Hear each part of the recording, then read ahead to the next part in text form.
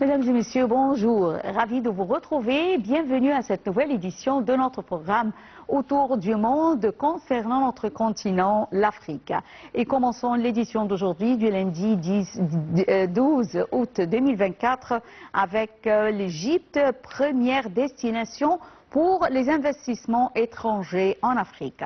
Alors, le site Business Insider a choisi l'Égypte parmi sa liste des 10 meilleures destinations d'investissement en Afrique. C'est ce qu'a indiqué un rapport publié par le Centre d'information et de soutien à la prise de décision du Conseil des ministres. Plus de détails dans ce commentaire signé Dalia Karam. L'Égypte déploie des efforts inlassables pour s'adapter aux répercussions des crises mondiales successives, améliorer la compétitivité de l'économie et renforcer ses capacités à absorber les chocs externes et internes grâce à un certain nombre de mesures. Pour la deuxième année consécutive, l'Égypte figure en tête des destinations les plus attractives pour les investissements en Afrique, selon un rapport de l'Organisation de l'ONU pour le commerce et le développement. Rapporte un communiqué du Conseil des ministres publié le 14 juillet. Parmi les mesures adoptées par l'Égypte pour attirer des investissements directs étrangers figurent notamment les réformes législatives et institutionnelles, l'élaboration des politiques budgétaires et monétaires visant à réaliser une croissance équilibrée et durable et le renforcement du rôle du secteur privé. Selon le rapport de l'Organisation de l'ONU pour le commerce et le développement, les investissements directs étrangers représentent en Égypte 18,6% de l'ensemble des investissements, 52 milliards de dollars en 2023. La zone économique du canal de Suez a conclu des accords pour établir des projets d'ammoniac vert et d'hydrogène en Égypte d'une valeur totale de 10,8 milliards de dollars. En plus d'un accord pour produire l'hydrogène vert d'une valeur de 4 milliards de dollars. Le rapport souligne l'émergence de l'Égypte en tant que destination favorable à l'investissement en Afrique pour de nombreuses sociétés multinationales, notamment dans les secteurs automobiles, pharmaceutiques et électroniques. En outre, l'introduction en Égypte plus aisée pour l'attribution des licences destinées aux projets d'investissement, la formation du Conseil suprême de l'investissement dirigé par le président de la République en 2023 et l'adoption d'exonérations fiscales au profit des investisseurs et d'autres incitations financières étaient parmi les mesures qui visent à attirer davantage d'investissements. En dépit des crises successives, le rapport de l'Organisation des Nations Unies pour le commerce et le développement montre une augmentation des investissements depuis 2014 en Égypte. 9,8 milliards de dollars en 2023 contre 9 milliards de dollars en 2019 et 4,6 milliards de dollars en 2014. L'Égypte figure à la 32e place mondiale en matière d'attractivité des investissements en 2023, alors qu'elle était 34e en 2022 et 45e en 2014. Selon l'Organisation des Nations Unies pour le commerce et le développement, l'Égypte fait partie de la catégorie des pays ayant des investissements directs étrangers compris entre 6 et 10 milliards de dollars. Les pays ayant des investissements directs étrangers de 2 à 6 milliards de dollars comprennent l'Afrique du Sud, l'Éthiopie, le Mozambique, la Namibie, le Sénégal et l'Ouganda. Eh bien, retournons avec notre sujet d'aujourd'hui, l'Égypte, la première destination pour les investissements étrangers en Afrique. Et j'ai le plaisir d'avoir actuellement avec moi en ligne Dr Ahmed Elify Nassef, conseiller international pour les affaires et le commerce. Bonjour, Dr Ahmed Elify Nassef, bonjour. Bonjour à vous, madame. Bonjour. Alors, tout d'abord, selon un site américain, le taux de la croissance économique de l'Égypte a augmenté de 9,8% lors du premier trimestre de l'exercice fiscal 2021-2022, affirmant que les statistiques montrant également que l'Égypte est l'un des pays africains les plus riches en termes de produits intérieurs bruts en 2021, vu qu'elle a le deuxième PIB le plus élevé du continent africain avec une valeur de 394 milliards de dollars. Alors, l'Égypte déploie d'énormes efforts pour s'adapter aux répercussions des crises mondiales successives, ces crises l'une après l'autre, afin d'améliorer la compétitivité de l'économie et renforcer sa capacité à absorber les chocs externes, internes, grâce à un certain nombre de mesures. Veuillez nous jeter la lumière, docteur Ahmed El-Lifi Nassef, sur ces mesures qui ont été adoptées par l'Égypte afin de pouvoir affronter ces crises dans le domaine économique. Même pour commencer avec, on a remarqué un grand changement dès que le président Sisi est venu en pouvoir.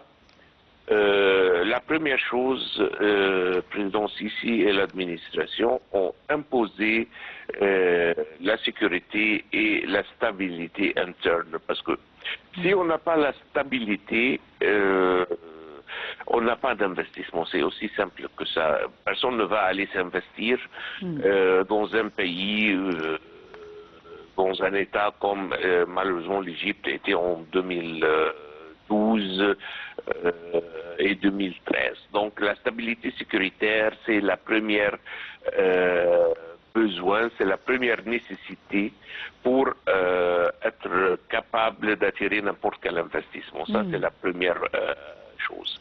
Ouais. La deuxième, c'est l'investissement énorme que l'administration de président Sisi a mis dans l'infrastructure du pays. On avait un Internet qui était trop faible, on avait des routes et des embouteillages partout, on n'avait pas assez des ports maritimes.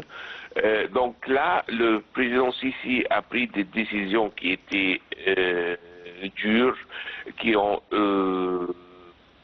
avaient besoin des investissements assez importants, il y avait des autres qui étaient en train de discuter si c'était le meilleur temps pour faire ces investissements, et elle a pris des décisions très courageuses pour imposer ces genres d'investissement dans l'infrastructure du pays, et on a vu les résultats. La troisième point qui a vraiment, et je dis que le président Sisi a pris des décisions sont très courageuses, qui ont dû être prises il y a plus que 40 ans, mais malheureusement, c'était le premier président en Égypte qui est venu avec ce genre de courage pour prendre des décisions pareilles dans le changement de l'infrastructure, de l'économie, de la structure interne de l'économie, notamment le changement et la réduction du taux de change. C'est une décision qui est très correcte sur le point économique. Malheureusement, ça a des répercussions et un coût social, si vous voulez. Et c'est pour cela que personne n'a eu le courage de prendre une décision pareille pour 40 ans. Là, il est venu et il a pris ces décisions que le citoyen égyptien est en train de sentir l'effet sur sa vie quotidienne, mais c'est la bonne chose de prendre pour résoudre une fois et pour toutes tous les ambiguïtés qu'on avait dans l'économie égyptienne. Oui, comme vous venez de le dire, docteur Ahmed El-Lifi, alors l'Égypte a entrepris plusieurs mesures en vue d'aider l'investisseur ou encourager l'investisseur à venir en Égypte. Alors, il y a des facilités qui ont été octroyées, fournies à ces investisseurs pour les encourager à venir en Égypte. Quelles sont ces facilités? Je répète, pour une des plus grandes mesures qui a été prise, c'est le changement du taux de change, qui a fait que... la libération du taux de change, oui. Parce que tout simplement, on est devenu un pays très efficace, parce que qu'est-ce que l'investisseur cherche en fin du compte? Il cherche un coût qui est très bas et l'accessibilité pour ces produits et ces matières premières. C'est ça ce qu'il cherche. Et là, on a pratiquement livré sur ces deux conditions ou ces deux besoins, si vous voulez. Le taux de change, quand on l'a diminué, on est devenu un pays ou un marché qui est énormément attractif pour investir dans ce marché. Si on prend tout simplement toutes les grandes marques de haute couture et même des vêtements sportifs sont fabriqués dans un pays, si je ne me trompe pas, je pense que pour un montant de presque 400 milliards de dollars par an en production dans un pays en Asie qui vient seulement de fabrication de haute couture et des habits sportifs. Pourquoi? Pourquoi ce pays? Tout simplement parce que c'est le moins cher dans la forme ou dans le coût de production. De main-d'œuvre. Parce que tout ce qui est haute couture, ça a besoin de beaucoup de travailleurs manuels. OK? Donc là, ce pays a attiré la plupart de cette production mondiale. Je pense que presque 60 ou 70% de production, ça se passe dans ce pays, tout simplement à cause des coûts. Ce n'est pas une industrie technologique qui a besoin de trucs sophistiqués. Non, c'est une ligne droite, c'est très simple, mais ça revient en fin du compte au le coût du travailleur. Donc là, quand on a réduit notre monnaie locale, là, on est devenu très attractif pour un investisseur qui va venir investir en dollars.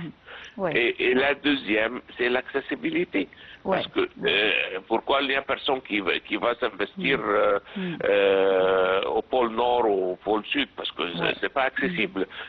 Ça coûte pratiquement rien d'aller investir là-bas, mais c'est pas accessible. Donc là, si on a bien fait un bon travail sur cette direction, et en plus, on a les nouveaux zones industrielles, notamment celle qui est à côté du canal du Suez, qui est très utile avec des conditions qui sont très simples, faciles et attractives. Donc c'est normal qu'on va attirer les investisseurs étrangers. Je tiens à vous remercier infiniment, docteur Ahmed El Lifi Nassef, conseiller international pour les affaires et le commerce, pour ces informations concernant l'Égypte, qui est devenue première destination pour les investissements étrangers en Afrique.